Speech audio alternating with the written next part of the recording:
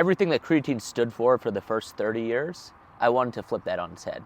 What is up? This is David Moss Jr. and I have a special guest today. This is Dan McCormick, the founder of Create Creatine Gummies. Dan, thanks for coming on this little podcast here, buddy. David, thank you for having me. What your audience will not see is that we're actually sharing a bunk bed room this evening. This is just kind of an appetizer to what will be a very fun night. So to give a little backstory, we're here in Austin, Texas. We're at Eric Hinman's Founders Only Retreat. And I've been a consumer of Create Creatine Gummies for a while now. I absolutely love them. You have 3 flavors now. Yep. I want to let you tell your story. It's like, why creatine gummies? What brought this about, and what really makes Create Creatine Gummies special? Yeah, well, thank you for being a longtime supporter of the brand. I think you're our funniest and most engaging customer and supporter of the brand that we have. So it's always fun to interact with you and finally get to meet you in person. Yeah, man. So my story around Create is both personal and professional. On the personal side, creatine is something I've been taking for well over a decade. For like a lot of people started taking it freshman year high school football. I'm no longer a football player. I quickly realized after starting the season that I did not have a career in football, switched to cross country and track, but kept with the creatine because I always had a really positive experience with the compound. I didn't experience all of the negative side effects that people report with creatine or talk about with creatine, which is like bloating, dehydration, hair loss, your kidneys are going to fail. That was just never something I experienced. What I experienced is that I looked better, I felt better, I was recovering better, and so I stuck with it for the next decade. And during that decade, my positive experiences always continued, but I became more kind of acutely aware of the public perception of creatine. Is it a steroid? Is it going to kill your kidneys? Your mom is going to be very afraid if you start taking it. Like all of the things that you've heard about creatine, probably dating back to Mark McGuire in like 1998. True. That stigma kind of stuck around for the next 25, 30 years. And that just never really made sense to me as a user of the product. At the same time, as I was kind of coming to that realization, I started to realize that more and more people were starting to learn about creatine for either the first time or revisiting it after many years of not taking it. And so I thought there was a market opportunity. But what I wanted to do was kind of everything that creatine stood for the first 30 years, I wanted to flip that on its head. So from the form factor perspective, people don't like taking creatine powder. It's inconvenient, it doesn't taste great, it's grainy, you put it in a glass of water. And so we put it in a gummy. It's convenient, it's tasty, it's something that people look forward to. Creatine forever was thought of as a male-only bodybuilder supplement. For us, creatine is beneficial for many different groups of people, male, female, young, old. So we wanted to build a brand that spoke to that versus just being an extreme bodybuilder supplement. We wanted to focus not only on the physiological benefits of creatine, but also the cognitive benefits of creatine. So that's my story, is like, how can we take this compound that's had a really tough go of it for 30 years for really no reason and bring it to a ton of people that we think can positively benefit from it. Well, I've positively benefited from it, and so has my entire family. So Yeah. I have a 4-year-old, an 8-year-old, a 10-year-old, and a 12-year-old who all love the Create Creatine Gummies. We pack them in their lunch. I actually have to start packing more than just 1 or 2 now because they share them with their friends. Yeah. Now, when I talk to other parents about letting my kids eat 1 or 2 of these creatine gummies, each gummy has 1.5 grams of creatine monohydrate. Is there any risks, and you're not a doctor, this isn't medical advice, disclaimer, but is there really any risk to a 4-year-old, 3-year-old, 1-year-old, and if you're able to eat candy? Here's my thoughts, and this is what I tell myself. Would I rather my son eat 1 gummy that has 1.5 grams of creatine and he thinks he's eating candy, or would I rather him eat an entire bag of Skittles? Because that's really what it comes down to. Yeah, what I'll say about this is your kids are likely already consuming 1.5 grams of creatine in their diet, right? Yeah. Something close to that if they're already eating meat. I'm not sure if they do eat meat, but if they do, they're already getting 1 to 2 grams of creatine out of their diet. So 1 gummy is called equivalent to 1 chicken breast. It's really not going to have any negative or long-term or short-term effects. Unfortunately, there's not the kind of long-term studies on creatine, especially in adolescent use, that I'd love to see out there. Yeah. Just to kind of make this a definitive statement that, yeah, creatine is beneficial for really all age populations, young and old. But for a variety of reasons, there haven't been those kind of long-term longitudinal studies. But from a biochemical perspective, even 5 grams of creatine for a adolescent is not going to be, it's not going to have negative adverse effects on them. Right, and just to be fully transparent, because there's a lot of people watching this who might have a misinformation that I also had. And there was a time in my life where I was under the assumption that creatine was a steroid, was a part of the steroid group. And if you were an athlete, you could not consume creatine, probably a lot to do with Mark McGuire and some of the other things that had happened in sports. But creatine's not a steroid. Creatine, from a chemical makeup perspective and the effect that it has on your body, is certainly just not a steroid. I think where people get confused is that creatine has many of the positive effects that steroid use would, but with really none of the downside effects. So within a couple of weeks of taking creatine, all else equal, you'll be somewhere between 10 to 15% stronger. You'll see increased muscle mass. Your muscle recovery will be better. There's other kind of cognitive effects that people report with steroid use that you also experience with creatine. There's just no chemical there's no chemical similarities between the two compounds. They just have similar, although creatines are obviously a little bit more muted than steroids, similar positive benefits without the negative downsides of something like steroid use, which certainly is not advisable to any age population. No, definitely. Is there too much creatine you can take in a day? No, not really. Not really. Traditionally, people loaded creatine. And loading creatine is when you're taking basically 20 grams a day for the first week that you start taking creatine. And the idea there is, let's saturate your muscles with creatine as quick as possible and then go into a maintenance dose. All of the negative side effects that people report with creatine, the bloating, the dehydration, the breaking out with acne, those are generally associated with loading, because anytime you introduce 20 grams of a foreign substance into your body, you're going to have some negative adverse effects to it. What we recommend is just start with the maintenance dose and be as consistent as possible over Maintenance is 5 grams? Yeah, maintenance is 3 to 5 grams. Cool. So we recommend, long-term usage of 3 to 5 grams a day. That being said, there's folks that take anywhere from 10 to 20 grams a day, and that's perfectly fine, and everyone kind of has different needs. But for your average person, and what the research suggests, is that it's 3 to 5 grams a day, and you're going to experience the benefits. It just may take you 1 or 2 weeks longer than if you loaded. It's great to know. I know you saw the reel I made not too long ago, where I compared taking the creatine gummies to taking creatine powder. And I as well have taken creatine powder since high school, on and off. And I have basically always had creatine as a powder in my medicine cabinet, in my supplement stack. Me too. And when I was introduced to Create Creatine Gummies, I thought it was a really cool idea, because to me, creatine powder also looks like cocaine. Yeah. And like you get creatine powder, you're throwing it in your cup, some gets on the counter, you have friends over, and they're like, dude, what are you doing? And it's creatine, but it really does have other resemblances. And one of the things that I've always struggled with is when I'm traveling is I don't want to bring an entire tub of creatine. Yeah, no one does. So I'd like to throw it in a Ziploc bag, have it pre-measured. That looks bad. In little dime bags you travel with. In little dime bags, I have little dime bags, and I've got a guy call on a burner phone. Yeah.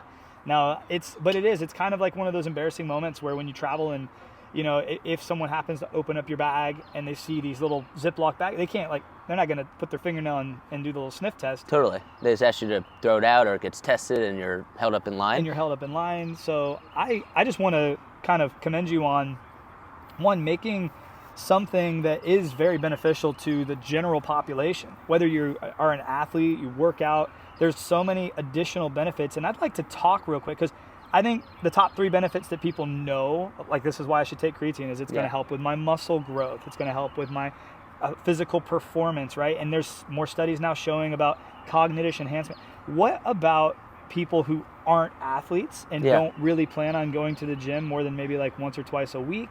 Is creatine beneficial for them? Yeah, so creatine is beneficial for them. We would, of course, recommend that you're matching creatine supplementation with some kind of active lifestyle, whether it's active training or walking or yoga. There's many ways that you can stay active beyond just going to the gym and getting a pump. So creatine's always going to be most beneficial for those populations. For people that don't work out at all, creatine is still beneficial, right? It helps facilitate the production of ATP. ATP is kind of the energy currency of the cells, increases your body's energy. And so that's helpful, for many different groups. There's one thing that's quite interesting, like think about your 75-year-old grandmother. She's likely not going to the gym, she's likely not lifting weights, but her muscles are deteriorating very, very quickly, sarcopenia, yes. And that is the leading indicator of fatality, right? It is. If you fall and you're of that age, how much muscle mass you have is highly determinant of kind of what the outcome looks like if you do have a fall like that. That's very true. Creatine, again and again, is proven to slow down sarcopenia.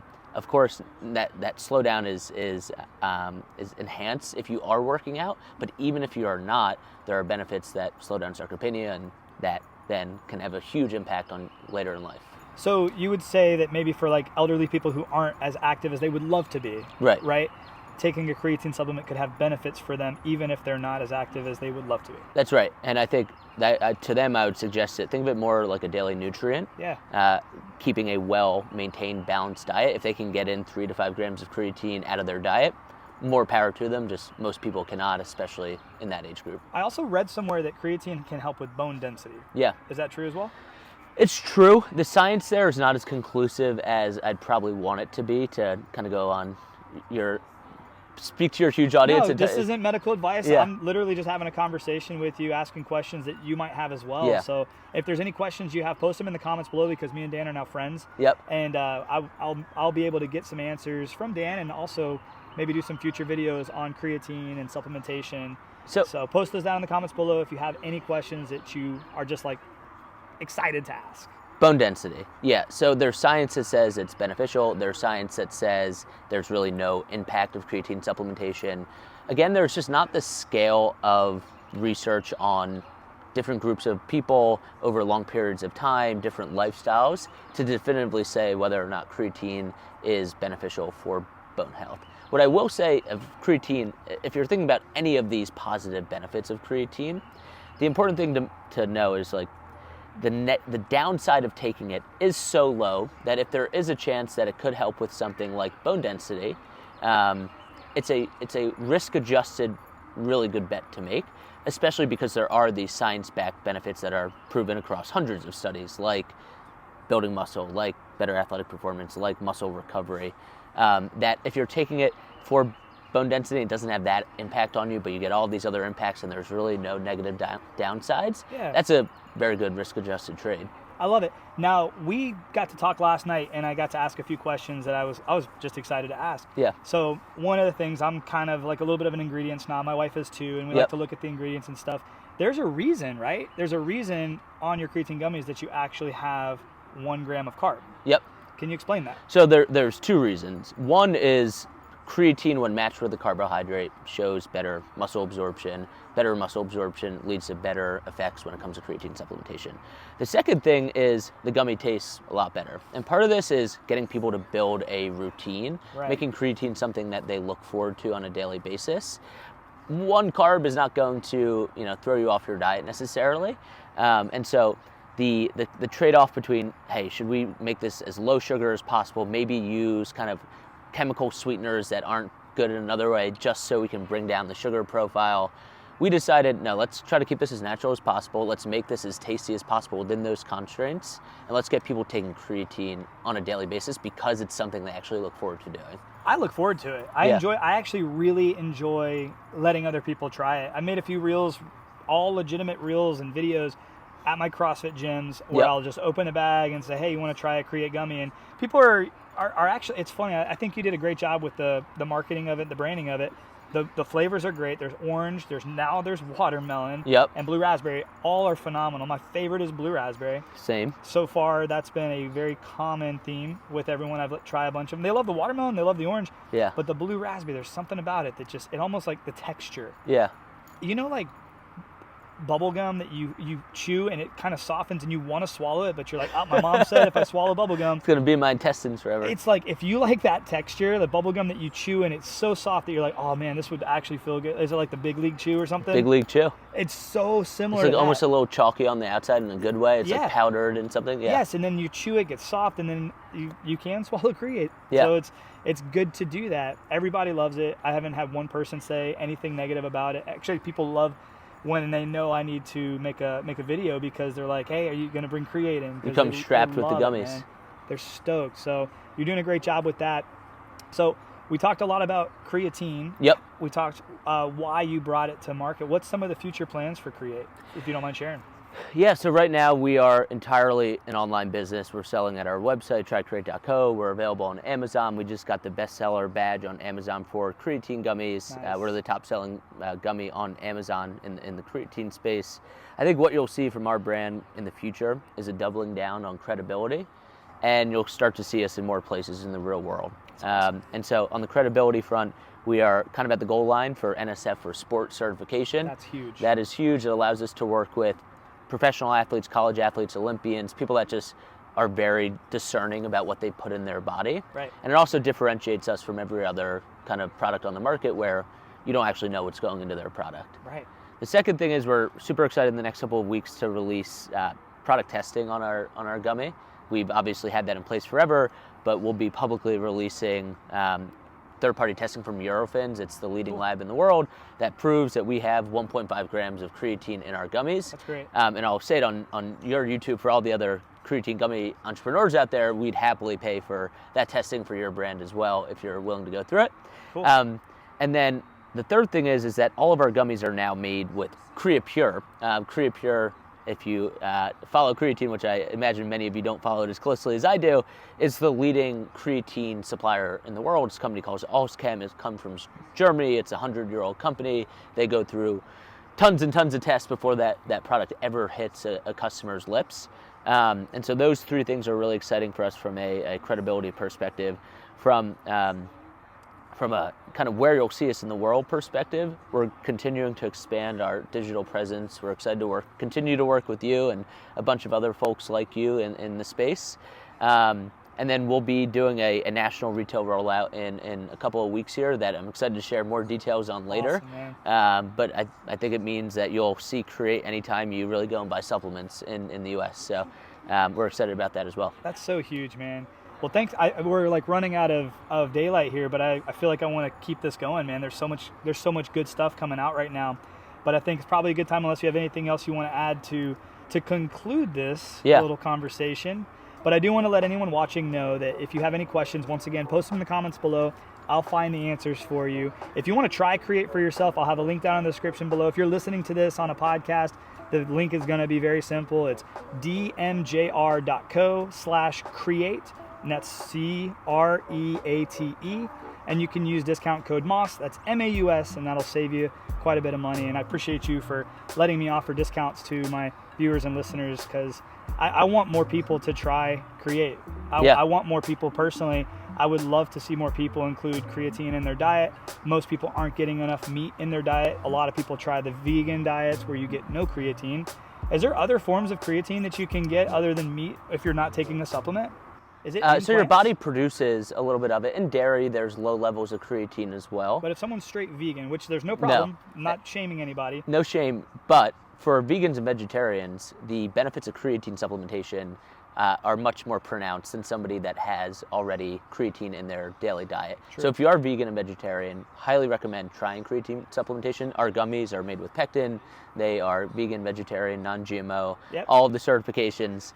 But yeah, as you said, I'm super excited about having more people try creatine, whether it's our product or someone else's product as well. There's about 2 million people in the US that supplement with creatine daily. One of our core beliefs is that number should be on the order of 50 to 100 times higher. It should just be part of everyone's diet. When you said that, that doesn't make sense. That's it? Yeah, it's about 2 million people. Wow, and I'm one of them. You're one of them. 1 in a million. 1 in 2 1 million. in 2 million. We need to increase that number. Still special in my heart, though. Oh, thank you, bro. Hey, I'm actually curious, if you're watching this and you are one of those 2 million people who supplements with creatine, post that down in the comments below, spam those comments below, and let me know you take creatine on a daily basis. because I'm just curious. I'm curious if you're watching this and you've gotten this far into this interview video podcast, if that's something that you do. And if not, let me know as well. Say, no, I didn't know this, or ask the questions that you might have, because I want to help educate people on the benefits of this and the risks and the downsides. And that's something that I'm committed to doing on my channel, is helping people figure out and experimenting with a lot of this stuff myself. I can say I've taken creatine for a very long time. I eat a lot of meat. And that's why I asked the question, like, is there a risk to too much creatine? And one last little thing that a lot of people, especially older people, parents who have heard all the bad things, creatine that we supplement and eat and the creatinine in our blood are not the same thing, right? Not the same thing. Creatinine is a waste product of creatine, and forever people have associated creatine with renal dysfunction or kidney dysfunction. And that's because if you have high levels of creatinine in your system, that is a biomarker that your kidneys are not properly functioning, functioning properly rather. That is not, creatine is not causing the renal dysfunction. It's just that doctors look at your blood tests, they say, as we just discussed, 98% of people are not taking creatine, and so when they see high creatinine levels, they're saying, oh, something is wrong with your kidneys. Your creatinine levels will increase when you do take creatine, but that's just natural. You're putting more creatine, thus more creatinine waste product is going to be in your system, but it's not causing any renal dysfunction. And what I heard, and correct me if I'm wrong, if you're not supplementing with creatine and you get your blood work done and your creatinine numbers are higher or elevated, a lot of that has to do with stress. Cortisol, high cortisol, and stress, adrenal fatigue, and consuming a lot of caffeine, living a high stress, low sleep, low recovery. Or something is wrong with your kidneys and you should certainly get that checked out. Absolutely. Okay, cool. That's awesome, man. Dude, thank you so much for the time. Thank you so much for watching. Once again, any questions, pop them in the comments below. Make sure you like, subscribe. See you on the next video, guys. Have a great day, and God bless.